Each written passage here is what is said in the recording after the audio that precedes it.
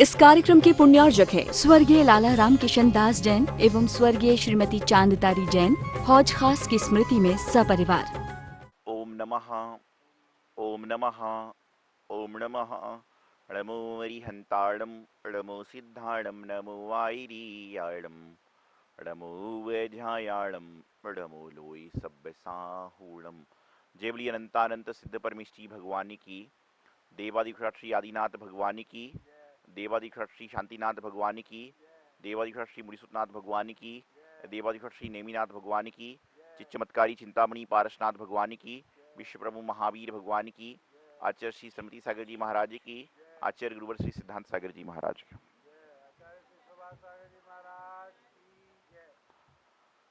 महानुभावों, अभी प्रातः काल में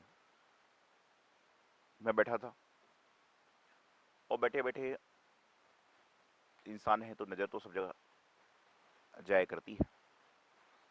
तो मैं देख रहा था सामने बाग बगीचे में, यहाँ आसपास में जो कचरा पड़ा था, उस कचड़े के लिए बागबान आया और बागबान ने घास में से कचड़े को चुना और जो पत्थरों पे कचड़ा पड़ा था उसको झाड़ू के द्वारा, बुहारू के माध्यम से उसको साफ कर दिया। तो मन में विचार आया कि घास पे पड़ी कचड़े को, गंदगी को हम उठाकर, चुनकर, बीनकर साफ कर देते हैं। पत्थर पर पड़े कूड़े कचड़े को हम लोग झाड़ू के माध्यम से हटा देते हैं। लेकिन जो हमारे शरीर में, हमारे आत्मा में जो मैल लगा हुआ है, जो हमारे अशुभ कर्म बन गए हैं, उसको हम किसके माध्यम से दूर करें? हम ऐसी कौन सी वस्तु का प्रयोग करें जिससे कि हमारे शरीर में जो कर्म मैल लगा है, कर्म रूपी महामेल लगा हुआ है, वह साफ हो। ये बड़ा विचारनीय बात है, विचार चिंतनीय बात है, बड़ा सोचने की बात है कि इंसान गरूर में यह भूल जाता है कि उसका अस्तित्व क्या है। इंसान कभी कभी जब एरोप्लेन में बैठता है तो यह भूल जाता है कि मैं कितना भी ऊपर उड़ जाऊं, लेकिन मुझे जाकर तो घर पर ही रहना है। इंसान किसी घमंड में यह भूल जाया करता है कि मैं कुछ भी कर लूं, लेकिन मेरा अंत तो शमशान ही है, मेरा अंत तो एक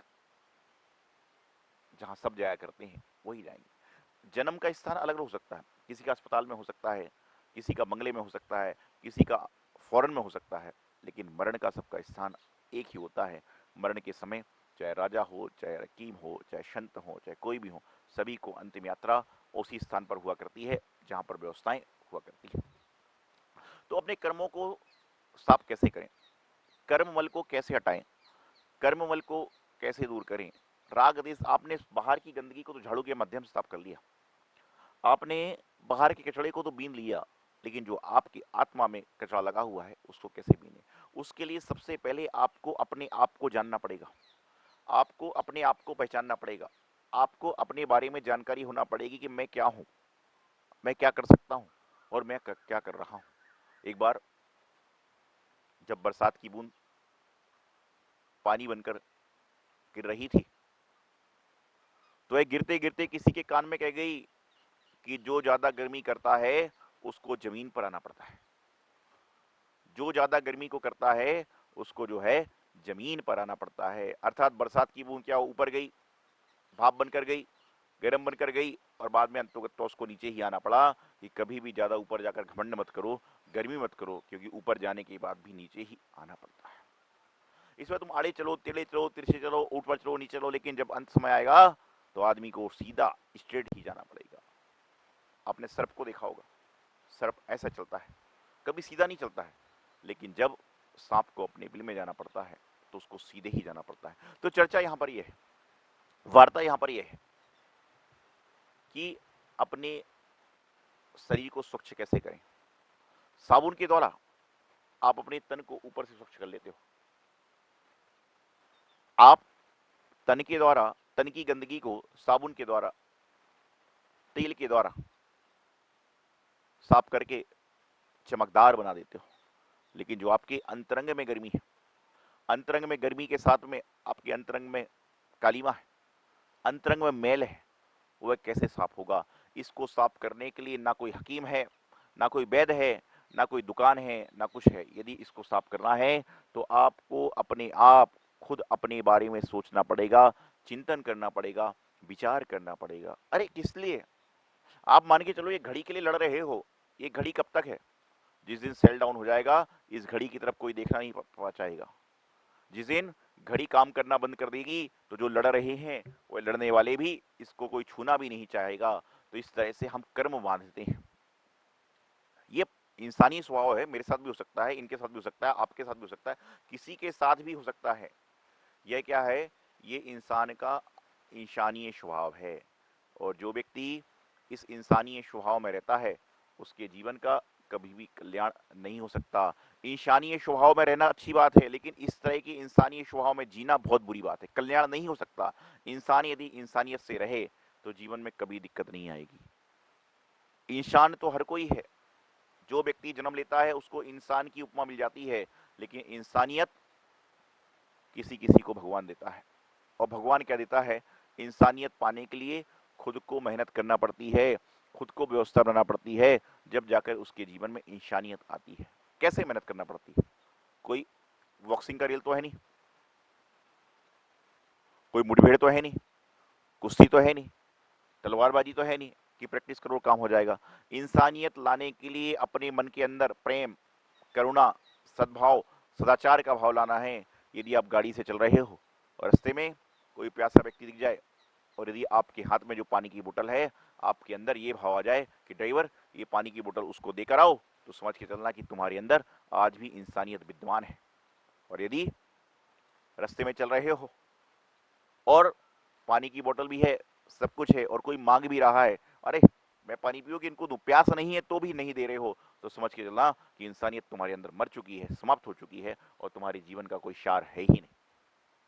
आज वर्तमान में लोग इंसानियत के काम तो बहुत करना चाहते हैं, इंसानियत की बातें बड़ी बड़ी करना चाहते हैं, इंसानियत की चीज़ें समझना चाहते हैं, लेकिन लोग आज वर्तमान में नहीं समझ रहे हैं। तो क्या उसको कार्य करना चाहिए, क्या उसको कार्य करने की व्यवस्था है, इसके बारे में इंसान समझ ही नहीं पाता। तो मैं आपको बता रहा था, चर्चा चल रही थी, चर्चा प्रारंभ हुई थी कि हम बाहर की गंदगी को, बाहर के कचड़े को तो झाड़ू के माध्यम से, साबुन तेल के माध्यम से, निरमा के माध्यम से स्वच्छ कर लेते हैं। बर्तन पर काली मां छप जाती है तो आप उसको कोयले से, इससे उससे मांझ कर साफ कर लेते हो, राख के द्वारा से चमका लेते हो। मानव, लेकिन विचारनी बात यह है कि जो शरीर के अंदर काली मां लगी हुई है, इंसान की आत्मा के अंदर मैल लग रहा है, वह कैसे दूर हो? तो इंसान की जो विकार पैदा हुआ है, इंसान के जो दूसरी चीज पैदा हुई है, उन सबको दूर करने के लिए इंसान को ऐसी जगह जाना पड़ेगा जो विकार रहित है, विकार सहित नहीं। आप लोगों के साथ में रहते हो, ये सारे लोग विकार सहित हैं, आप उनके साथ कभी रहने का प्रयास करो जो विकार रहित हैं। आप महापुरुषों की गाथाओं को पढ़िए, महापुरुषों के जीवन चरित्र को पढ़िए, आप महापुरुषों के बारे में पढ़ेंगे तो आप पाएंगे कि ऐसे ऐसे महापुरुष हुए, ऐसे ऐसे महापुरुष हुए जिन्होंने अपना देश के लिए सर्वोच्च न्यौछावर कर दिया। भगवान महावीर स्वामी, मात्र 72 वर्ष में उन्होंने मोक्ष गमन कर लिया, बाल अवस्था में ही संसार से अपना मुख मोड़ लिया। भगवान महावीर स्वामी को क्या कमी थी? अरे आज तो आपके पास में जो है वह भगवान महावीर स्वामी के पहरेदार के पास से भी उससे ज्यादा होगा तो कोई बड़े आश्चर्य की बात नहीं है। लेकिन आज अंतर इतना है कि भगवान महावीर स्वामी ने सब कुछ को तिलांजलि देकर अपनी आत्मा को स्वच्छ किया, निर्मल किया, साफ किया, तो आज वह जन जन के पूज्य वीर महावीर अतिवीर सन्मति वर्धमान के नाम से विख्यात हुए। और आज यहाँ सब कुछ होने के बाद में यदि नहीं है तो इंसान के पास में आत्मिक शांति नहीं है, आत्मिक विचार नहीं है। उसका कारण है, आप भजन गाते हो, ओ जगत के शांति दाता जय हो तेरी, जय हो तेरी, जय हो तेरी, जगत के शांति दाता की जय हो। ये सब लोग कहते हैं, सभी लोग कहते हैं, तरह तरह से अर्घ्य चढ़ाते हैं, नीर गंधक शतानी पुष्पचारो लीजिए, तनिक तनिक अर्घ्य चढ़ा रहे हैं, ये सब चढ़ा तो रहे हो, लेकिन अर्घ्यों के चढ़ाने के साथ क्या कभी आपने अपने मस्तिष्क को सचमुच में चढ़ाने का प्रयास किया? क्या आपने कभी अपनी व्यवस्था को सही करने का प्रयास किया? ये जरा महत्वपूर्ण कार्य है, विचार करिए, सोचिए। तो अपने जीवन में जो कर्म चल रहा है, अपने जीवन में जो व्यवस्थाएं चल रही हैं, अपने जीवन में जो सुरक्षाएं चल रही हैं, उसको आपको अपने जीवन में अंतरंग से शुद्ध करना है, अंतरंग से साफ करना है। तो आपको ऐसी जगह जाना पड़ेगा। मैं ये नहीं कहता कि आप मुनि महाराज के सत्संग में ही रहो। जो लोग बोलेंगे महाराज जी आप महाराज जी के सत्संग की बात करते हो, मैं तो सिर्फ ये कहता हूँ कि उस जगह जाइए जहाँ पर जाकर आपका मन स्वच्छ होता है, मन राग देश से मुक्त होता है, मन राग देश से युक्त होता है, उस जगह जाना ही नहीं चाहिए। लेकिन संसार है, आपको जाना पड़ेगा, आपको उठना पड़ेगा, आपको बैठना पड़ेगा। ये परिवार है, ये समाज है, ये घर है, ये व्यापार है, सब कुछ करना पड़ेगा। लेकिन कम से कम थोड़ा समय तो कुछ तो ऐसा काम करो जिससे राग देश से मुक्त रहो। कहते ना, जब तलक है जिंदगी फुर्सत मिलेगी ना काम से, जब तलक है जिंदगी फुर्सत मिलेगी ना काम से, ऐसा काम तो करो दो समय निकालो मिलने प्रभु राम से, प्रभु महावीर से। ये जिंदगी है, जब तक जिंदगी चलेगी इंसान को फुर्सत नहीं मिलेगी। जब तक जिंदगी रहेगी इंसान को कोई समय ही नहीं मिलेगा। आपको बता रहा हूं कि समय आप नहीं गवा रहे हो, बल्कि अपना जीवन गवा रहे हो। समय को नहीं खो रहे हो, बल्कि अपने जीवन को खो रहे हो। मैं लोगों को जानता हूं जो समय खराब करने के लिए, कुछ लोग गेम खेल रहे हैं, बोले क्यों, बोले टाइम पास कर रहा हूं। कुछ लोग टीवी देख रहे हैं, बोले क्यों, नॉलेज के लिए नहीं, समय भी तो पास करना है। कुछ लोग इधर उधर की गप लगा रहे हैं, बोले क्यों, बोले समय भी तो पास करना है। आज आप किसी बड़ी ट्रेन में एक रख दो कि आज वार्तालाप करना है, कोरोना महामारी चल रही है, इससे दूर करने के लिए अपने विचार दीजिए। पूरी ट्रेन में इकट्ठे आदमी सारी बात बताएंगे, मास्क लगाओ, ये लगाओ, वो लगाओ, वो लगाओ, और उससे पूछ ले भाई तेरा मास्क तो नाक से नीचे जा रहा है। पर उपदेश बहु कुशल तेरे, पर को उपदेश देने वाले संसार में बहुत लोग हैं, लेकिन अपनी आत्मा को उपदेश देने वाले, अपने आप को उपदेश देने वाला इस दुनिया में बिरले ही होते हैं। और जो अपने आप को उपदेश देता है वह पर को उपदेश देता है तो कोई अच्छी बात है, और जो पर को तो उपदेश दिए जा रहा है, बात चालू कर दीजिए। सबसे ज्यादा यदि रस किसी बात में आता है इंसान को, सबसे ज्यादा यदि इंसान का मन कोई बात करने में लगता है तो भोजन की बात छेड़ दीजिए। आपने भोजन पुराण चालू किया नहीं कि सारे पुराण बंद और बस भोजन की बात चालू हो जाएगी। खट्टा है, ये मीठा है, तीखा है, चालू है, तिरखा पर चालू हो जाएगा। जो डायबिटीज का पेशेंट है, जिसका मान के चलिए कि छोले भटूरे राजमा ताजमा इनका त्याग भी है, वह भी उस चीज को, जिसको पता है कि मुझे 2 साल तक का त्याग है, मुझे 1 साल का त्याग है, मुझे 1 महीने का त्याग है, मुझे 4 महीने का त्याग है, वह इंसान भी ऐसा लग जाता है वार्तालाप में, ऐसा लग जाता है, ऐसा लग जाता है कि सारी दुनिया के हलवाई यही है। इससे कर्म साफ नहीं होंगे, इससे कर्म बढ़ेंगे। संत महापुरुष के पास, इसलिए तो कोई जब भोजन की बात करता है तो साधु संत कहते हैं भैया यहां बात मत करना, क्योंकि हमारा भोजन तो आहार, हमारा आहार तो आहार के समय हो चुका है, उसके बाद में चर्चा करेंगे तो पाप लगता है, दोष लगता है। इसलिए साधु लोग, त्यागी लोग जब भोजन करते हैं तो उसके बाद तुरंत गुरु के सामने मंदिर जी में जाकर, भगवान के समक्ष जाकर त्याग कर देते हैं। कल तक के लिए चारों प्रकार का त्याग है, लेकिन उसके बाद चर्चा नहीं होती है, क्योंकि चर्चा यदि होगी तो जीवन में फिर सत्संग कहाँ रहा, जीवन में वैराग्य कहाँ रखा। तो कम से कम इतना तो करो कि जब खा के उठ चुके हो तो अगले खाने तक कोई चर्चा तो मत करो। ठीक है, महिलाएं चर्चा करने की बात समझ में आती है, उनको पाकशाला में जाना है, उनको भोजन पकाना है, लेकिन जो व्यर्थ में चर्चा कर रहा है, जिसको लेना नहीं देना नहीं, और चर्चा करने से भी हो क्या रहा है, वही होगा जो करना है। तो इन सब चक्करों से बचने का प्रयास करो। आप कोई किताब उठाते हो, किताब के बारे में जानो तो, समझो तो कि भाई किताब में क्या है, कैसी व्यवस्था है, कैसा कार्य है, कैसा करने का तरीका है। आप इन सब को जानोगे तो निश्चित रूप से आप अपनी आत्मा के मल को साफ कर लोगे। लेकिन बस यहाँ तो यही चल रहा है कि कुछ लोग चर्चा इसलिए करते हैं कि उन्हें अपने जीवन का कल्याण करना है, चर्चा को सुनकर अपने जीवन का कल्याण करते हैं। और कुछ लोग चर्चा इसलिए कर रहे हैं कि उन्हें अपने संसार को बढ़ाना है, अपने संसार की व्यवस्थाओं को साफ करना है, अपने संसार की दुविधा को साफ करना है। कुछ लोग संसार की दुविधा करने के लिए चर्चा कर रहे हैं और कुछ लोग दुविधा दूर करने के लिए चर्चा कर रहे हैं।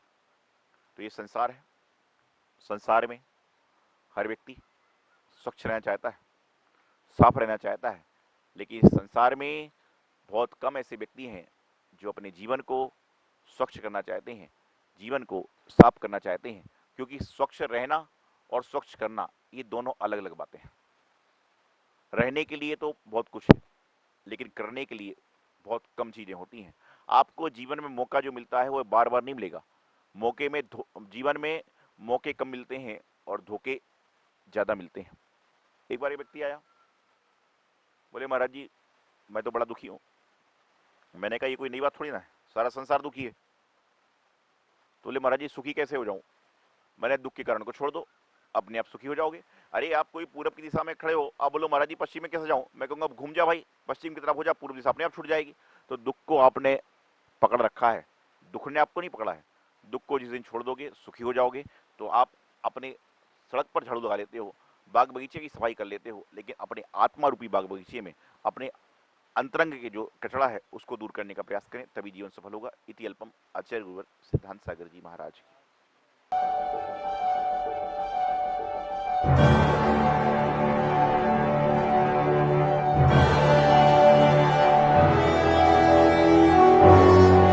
चिंतामणि पार्श्वनाथ भगवान की जय। आचार्य श्री सिद्धांत सागर जी महाराज की जय। आचार्य श्री सौभाग्य सागर जी महाराज की जय। परम पूज्य गुरुदेव बाल योगी आचार्य श्री 108 सौभाग्य सागर जी महाराज की प्रेरणा एवं आशीर्वाद से दिल्ली क्षेत्र में मुनिसुव्रत तीर्थ का भव्य निर्माण कार्य प्रगति से चल रहा है, जहां पर 24 तीर्थंकरों की 24 वेदियों का निर्माण होगा और प्रत्येक वेदी पर 24 भगवान की 7-7 इंच की प्रतिमाएं विराजमान होंगी। एक प्रतिमा को विराजमान करने हेतु सहयोग राशि मात्र 1,24,000 रुपए रखी गई है। आप अपने परिवार की ओर से प्रतिमा स्थापित कर धर्म लाभ ले सकते हैं। यहाँ के जन चत्तालय में प्रतिदिन विशेष पंचामृत अभिषेक शांति धारा होती है। जो भी महानुभाव अपने या अपने परिवार की ओर से अभिषेक और शांति धारा करना चाहते हैं, वो नीचे दिए गए संयोजकों से संपर्क कर अपना नाम आरक्षित कर पुण्यार्जन कर सकते हैं। इस कार्यक्रम के पुण्यार्जक है स्वर्गीय लाला राम किशन दास जैन एवं स्वर्गीय श्रीमती चांदतारी जैन, हौज खास की स्मृति में सपरिवार।